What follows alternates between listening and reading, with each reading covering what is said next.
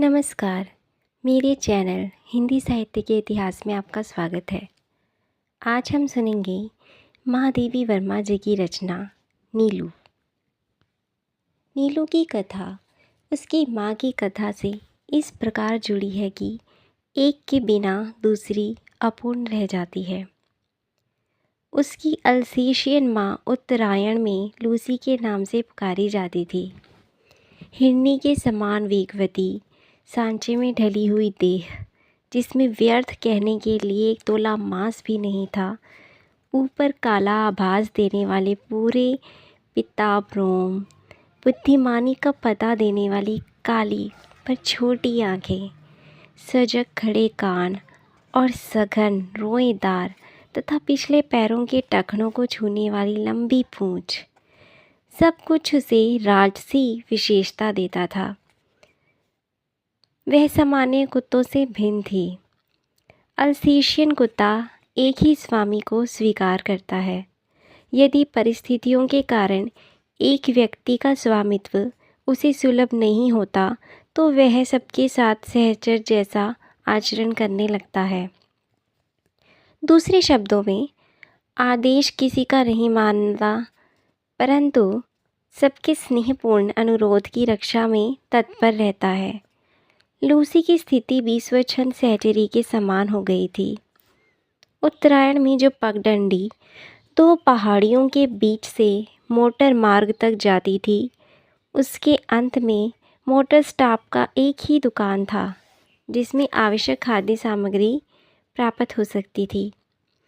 शीतकाल में यह दो पर्वतीय भित्तियों का अंतराल बर्फ से भर जाता था और उससे पगडंडी के अस्तित्व का चिन्ह भी शेष नहीं रहता था। तब दुकान तक पहुंचने में असमर्थ उत्तरायण के निवासी लूसी के गले में रुपए और सामग्री की सूची के साथ एक बड़ा अंगोछा या चादर बांधकर उससे सामान लाने का अनुरोध करते थे। वंश परंपरा से बर्फ में मार्ग बना लेने की सह चेतना के कारण वह सारे व्यवधान पार कर दुकान तक पहुंच जाती।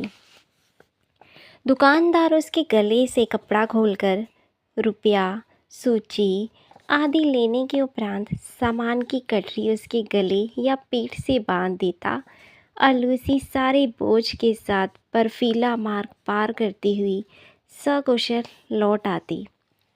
किसी किसी दिन उसे कई बार आना जाना पड़ता था। कभी चीनी मंगवाई और चाय रह गई, कभी आटा याद रहा और आलू भूल गए। लूसी को मंगवाने वालों के भुलक्कड़पन से कोई शिकायत कभी नहीं रही। गले में कपड़ा बांधते ही वह तीर की तरह दुकान की दिशा में चल देती। उसकी तत्परता के कारण मंगाने वालों में भूलने की प्रवृत्ति बढ़ती ही थी। एक दिन किसी अधिक ऊंचाई पर बसी पर्वतीय ग्राम से बर्फ में भटकता हुआ एक भूटिया कुत्ता दुकान पर आ गया और लूसी से उसकी मैत्री हो गई। उन दोनों में आकृति की वही भिन्नता थी जो एक तराशी हुई सुडौल मूर्ति और अनगढ़ शिलाखंड में होती है, परंतु दुर्दीन के साथी होने के कारण वे सहचर हो गए।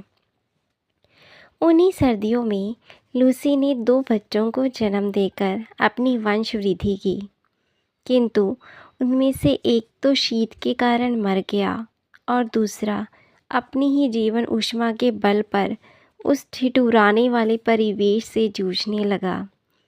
शीत ऋतु में प्राय लक्कड़बग्घे ऊंचे पर्वतीय अंचल से नीचे उतर आते हैं और बर्फ में भटकते हुए मिल जाते हैं। वैसे तो यह हिंसक जीव कुत्ते से कुछ ही बड़ा होता है, परंतु कुत्ता इसका प्रिय खाद्य होने के कारण रक्षणीय स्थिति में आ जाता है। सामान्य कुत्ते तो लक्कड़बग्घे को देखते ही स्तब्ध और निर्जीव से हो जाते हैं। अंततः उन्हें घसीट ले जाने में उसे कोई प्रयास नहीं करना पड़ता। असामान्य भूटिये या अल्सेशियन कुत्ते उससे संघर्ष करते हैं अवश्य, परंतु अंत में पराजित ही होते हैं। 4-5 दिन के बच्चे को छोड़कर लूसी फिर दुकान तक आने जाने लगी थी। एक दिन संध्या के झुरमुटे में लूसी ऐसी गई कि फिर लौट ही न पाई। बर्फ़ के दिनों में सांझ से ही सघन अंधकार घिराता है और हवा भी ऐसी बोझिल होती है कि गंध भी वह नहीं कर पाती। इसी से प्राय शीतकाल में घ्राण शक्ति के कुछ कुंठित हो जाने के कारण कुत्ते लकड़बग्घे की गंध पाने में असमर्थ रहते हैं और अनायास उसके आहार बन जाते हैं। सवेरे बर्फ़ पर कई छोटे छोटे पंजों के साथ आगे पीछे घसीटने की चिन्ह देखकर निश्चय हो गया कि लूसी ने बहुत संघर्ष के उपरांत ही प्राण दिए होंगे। बर्फ़ पर रक्त के पनीले धब्बे ऐसे लगते थे मानो किसी बालक की ड्राइंग पुस्तिका के सफ़ेद पृष्ठ पर लाल स्याही की दवात उलट गई हो। लूसी के लिए सभी रोए, परंतु जिसे सबसे अधिक रोना चाहिए था वह बच्चा तो कुछ जानता ही ना था। कुछ दिन पहले ही उसकी आंखें खुली थी। अंततः माँ से अधिक दूध के अभाव में वह शोर मचाने लगा। दूध चूर्ण से दूध बनाकर उसे पिलाया। वहाँ से आने के समय उसे अपने साथ प्रयाग लाना पड़ा। थोड़ा बड़ा होने पर वह अपनी माँ के समान विशिष्ट लगा। भूटिये बाप और अल्सेशियन माँ के रंग रूप ने उसे जो वर्ण संकरता दी थी, उसके कारण वह अल्सेशियन था न भूटिया। रोमों के भूरे, पीले और काले रंगों के सम्मिश्रण से जो रंग बना था वह एक विशेष प्रकार का धूप छाई हो गया था। कानों की चौड़ाई और नुकीलेपन से भी कुछ नवीनता थी। पूंछ अल्सेशियन कुत्तों के समान सघन रोमों से युक्त, पर ऊपर की ओर मुंडी कुंडलीदार थी। शहर के ऊपर का भाग चौड़ा पर नीचे का पतले पेट के कारण हल्का और तीव्र गति का सहायक था। उसकी गोल और काली कोर वाली आँखों का रंग शहद के रंग के समान था, जो धूप में तरल सुनहला हो जाता था और छाया में जमे हुए मधु सा पारदर्शी लगता था। आकृति की विशेषता के साथ उसके बल एवं स्वभाव में भी विशेषता थी। ऊंची दीवार को भी वह एक छलांग में पार कर लेता था। गले का स्वर इतना भारी और गूंजने वाला था कि उसका एक बार भौंकना भी वातावरण की स्तब्धता को कंपित कर देता था।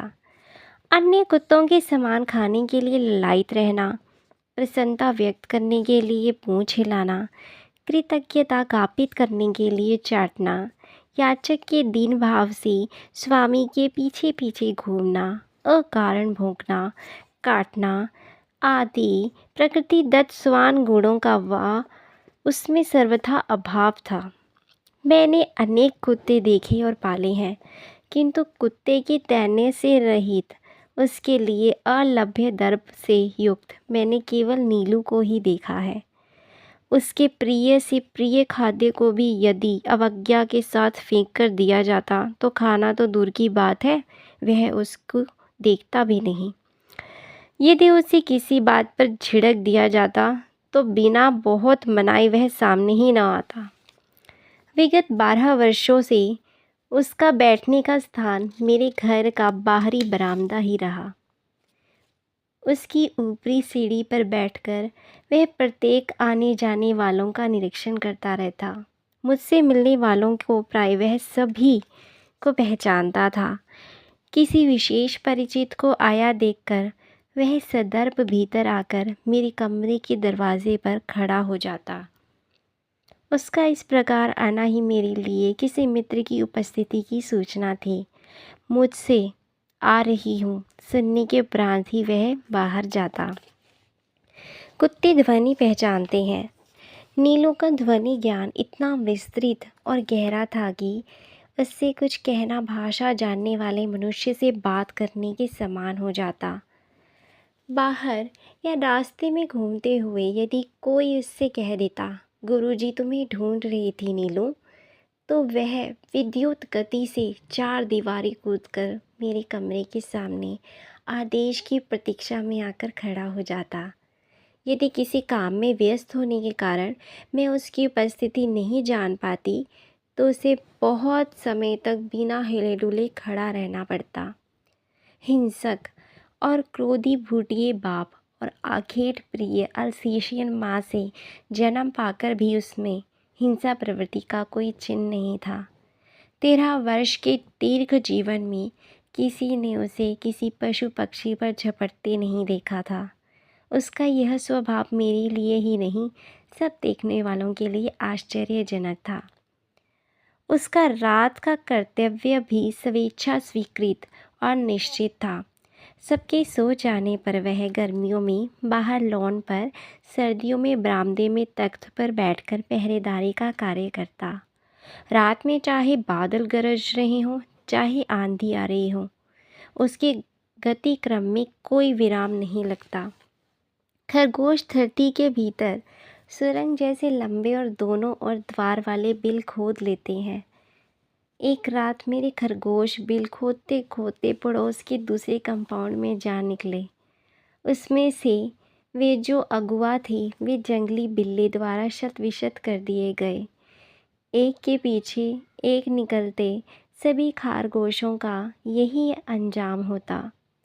किंतु सौभाग्य से नित्य कर्म में घूमते हुए नीलू ने पत्तियों की सरसराहट में सजग होकर चारदीवारी के पास देखा और उसने खरगोशों पर आए संकट को पहचान लिया।